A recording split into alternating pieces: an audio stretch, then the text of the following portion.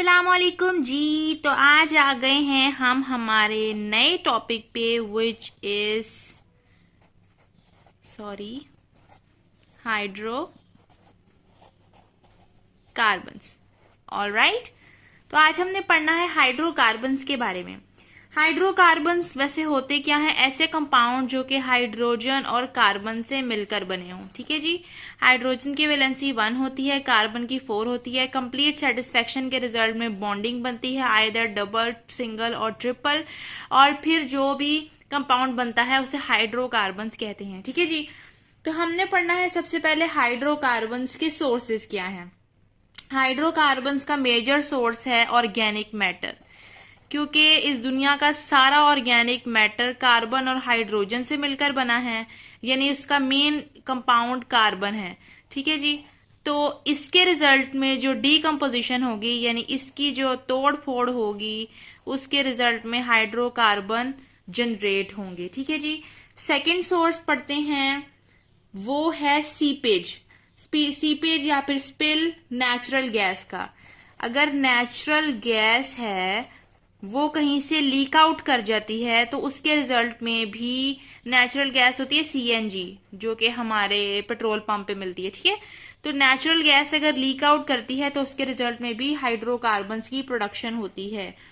उसके अलावा भी बहुत सी और चीजें हैं जिसमें आता है volatile emissions from plants are some major natural source, के प्लांट की जो वोलेटाइल एमिशन होती है। ठीक है जी। वोलेटाइल एमिशन का मतलब है, वोलेटाइल उन सब्सटेंसेस को कहते हैं जो कि इजीली एवेपोरेट हो जाएं। ठीक है, जो कि इजीली एवेपोरेट हो जाए।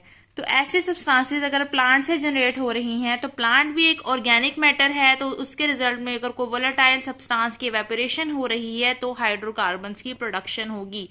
हाइड्रोकार्बन्स के 3 मेन सोर्सेज हमने आज पढ़ लिए। वो है एक ऑर्गेनिक मैटर की तोड़फोड़, नेचुरल गैस का लीक होना और प्लांट्स की वोलेटाइल एमिशन। ठीक है जी। यहीं से ही हाइड्रोकार्बन्स रिलीज हो सकते हैं।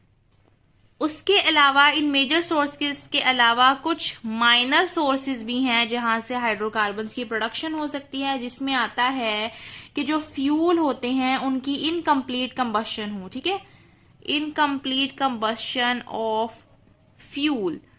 पहला सोर्स ये है कि कोई भी फ्यूल है अगर हमने उसको जलाया है वो कंप्लीटली नहीं जला तो उसके रिजल्ट में हाइड्रोकार्बन्स की प्रोडक्शन होगी, कंप्लीट ऑक्सीजन की प्रेजेंस में अगर वो ना जला हो। ठीक है जी। तो हाइड्रोकार्बन्स प्रोड्यूस करेगा। उसके साथ साथ जो हमारे ऑटोमोबाइल्स होते हैं, यानी जो गाड़ियां, बस, ट्रैक्टर्स, बाइक्स, तो इन सब के इसके जो एग्जॉस्ट होता है, जो इसका धुआं होता है, उसके रिजल्ट में भी हाइड्रोकार्बन्स की प्रोडक्शन होती है। साथ ही साथ पेट्रोलियम रिफाइनरी, ये मैंने आपको पिछले लेक्चर में जो हमारा फ्लोरोकार्बन्स का जो लेक्चर था वो उसमें मैंने आपको ये अच्छे से एक्सप्लेन कर दिया है। वैसे हल्का फुल्का बता देती हूँ। पेट्रोलियम रिफाइनरी का मतलब है, रिफाइनिंग कहते हैं कि ऐसी चीज की, क्रूड ऑयल की ऐसी चीज में कन्वर्जन होना जो कि हमारे इंसानों के लिए बेनिफिट हो, तो उसको रिफाइनरी कहते हैं। और अगर ऐसे पेट्रोलियम की रिफाइनरी हो तो उसके रिजल्ट में भी हाइड्रोकार्बन्स की प्रोडक्शन होती है। मजीद अगर आपने ये समझना होगा, आप मेरा वो पिछला लेक्चर देख सकते हैं तो आपको अच्छे से समझ आ जाएगी। उसके अलावा एग्रीकल्चरल बर्निंग। ठीक है, एग्रीकल्चरल बर्निंग का क्या मतलब है? एग्रीकल्चरल बर्निंग कहते हैं कि कहीं पे भी खेत है अगर उसको जलाया गया है तो उसके रिजल्ट में भी जो है वो हाइड्रोकार्बन्स की प्रोडक्शन होगी। उसके अलावा एक्सप्लोसिव्स। ठीक है, एक्सप्लोसिव्स भी एक मेन रीजन हो सकता है। और उसके अलावा जो मैन मेड सोर्सेज हैं खुद हाइड्रोकार्बन्स की प्रोडक्शन करवाने के लिए, वो भी एक सोर्स हो सकते हैं। ठीक है, तो 3 मेजर सोर्स है, एक ऑर्गेनिक मैटर की डिकम्पोजिशन, नेचुरल गैस का लीक आउट कर जाना और प्लांट का वोलेटाइल एमिशन। माइनर सोर्सेज में आता है फ्यूल्स के रिजल्ट में अगर उसकी इनकम्प्लीट कंबशन हुई है तो हाइड्रोकार्बन्स की प्रोडक्शन होगी। साथ जो ऑटोमोबाइल्स हैं, जो धुआं है उनका, उसके रिजल्ट में, और साथ पेट्रोलियम रिफाइनरी में, खेतों के जलने में, बॉम्ब्स वगैरह की तैयारी में, और साथ मैन मेड सोर्सेज भी हैं। अच्छा जी, तो सोर्सेज हमने अच्छे से पढ़ लिए। Now moving on to the effects. Effects में क्या क्या आ सकता है? कि ये नेक्रोसिस कर देगा। अब आपको ना मैं इतनी दफा बता चुकी हूँ नेक्रोसिस का मतलब अब आपको समझ आ जाना चाहिए, नहीं आया है तो मैं आपको एक आखिरी दफा फिर बता देती हूँ। इसका मतलब होता है एक्सीडेंटल डेथ, ठीक है, यानी कि टिश्यूज का खुद ब खुद डेड होता जाना, उसको कहते हैं नेक्रोसिस। और ये लीव्स में होती है। और उसके अलावा क्लोरोसिस हो जाती है। ये देखो कितनी मजे की टर्म्स है, नेक्रोसिस क्लोरोसिस दोनों ही लीव्स में पाई जाती है। इसका मतलब डेथ है, इसका मतलब है येलो हो जाना लीव्स का, ठीक है। एक तो होता है कि जो लीव्स हैं वो अब डेड ऑटोमेटिकली कुदरत की तरफ से डेड होने वाले हैं, तो उसमें प्लांट अपना सारा जो एक्स्ट्रा मटेरियल होते हैं उसमें स्टोर करते रहते हैं, जिसकी रिजल्ट में वो येलो हो जाते हैं। This is not chlorosis. जो मौसमी खजां में पत्ते झड़ते हैं वो क्लोरोसिस की वजह से नहीं होता है। क्लोरोसिस कहते हैं कि ठीक ठाक मौसम के अंदर भी जो ग्रीन लीव्स हैं उनका येलोइश हो जाना, उसको क्लोरोसिस कहते हैं। और ये क्लोरोफिल पिगमेंट की एब्सेंस की वजह से होता है। उसके अलावा जो ग्रोथ होती है वो रिटार्ड हो जाती है, और साथ लीव्स की एपिनास्टी हो जाती है। एपिनास्टी के बारे में मैं आपको बता देती हूँ। एपिनास्टी कहते हैं द डाउनवर्ड कर्वेचर ऑफ, रुकिए मैं आपको लिख दूं पहले, कर्वेचर ऑफ पेटियोल, ठीक है। ये देखें, ये एक स्टेम है, इसके साथ ये लीफ अटैच हुआ हुआ है, ठीक है, इसे लीफ कहते हैं। और ये एक ऊपर बड होता है, एक नीचे बड होता है, ये इतना विजिबल नहीं होता है। तो अगर ये जो है इस पेटियोल की ग्रोथ ज्यादा हो जाए और इस पेटियोल की ग्रोथ कम हो जाए तो इसके रिजल्ट में एपिनास्टी होती है, यानी लीव्स का मुरझा जाना का अमल, उसे एपिनास्टी कहते हैं। ये एक अच्छा भला लीव है। अब होगा क्या, एपिनास्टी के रिजल्ट में ये ऐसे हो जाएगा, मुरझा जाएगा, ठीक है।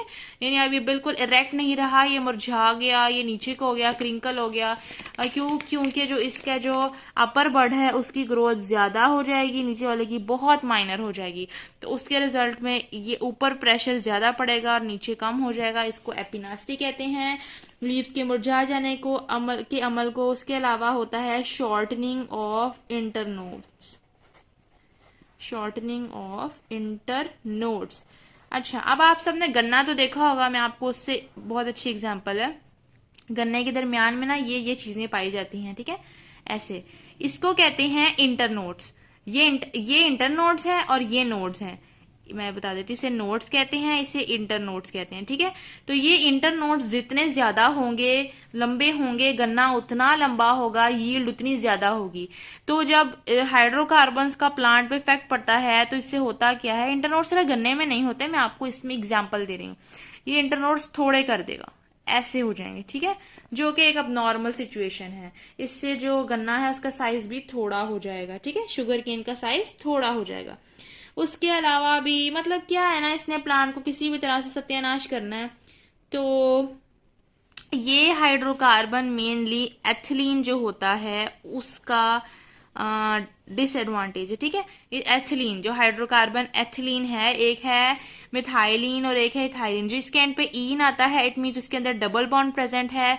मिथेन सिंगल कार्बन को कहते हैं, इथेन मतलब 2 कार्बन।